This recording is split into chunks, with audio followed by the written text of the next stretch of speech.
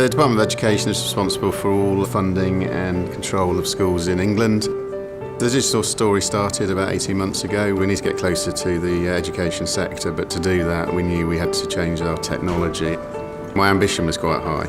Trailing edge to leading edge is the way I badged the programme. The DFE had a very large technical debt when we started. Our data is stored in various locations across the department, and we haven't had the technology to be able to access that in the right way. And we had to completely change the way we look at our data, of which we have a significant amount. So the programme is a complete change of the technology stack in the DFE, so that's from everything from data centres, hosting, all our platforms to our end user devices, Wi-Fi, printing, video conferencing. There had been a number of attempts to do this in the past.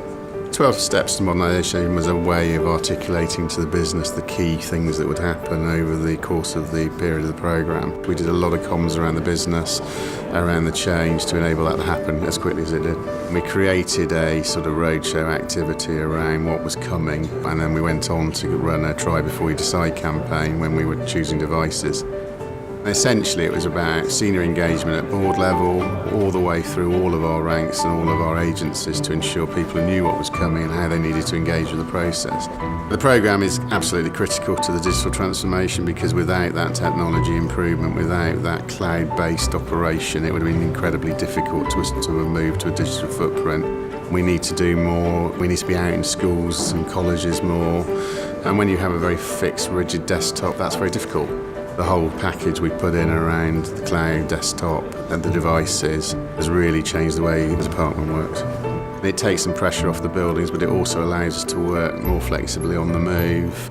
I joined the government from the retail sector, and I think the journey we've been on within the DFE has probably been as big, if not bigger, than some retailers will be attempting in their digital space. I've combined the pace and the urgency of retail with the needs of government. I think the big thing that changed the way we were able to do the programme as fast as we did was partnership with suppliers. Community Centre were brought in to help us with the rollout of the devices. We recognised that with only 4,000 devices to roll out, that would be difficult to manage internally. So they were very much instrumental in the whole programme.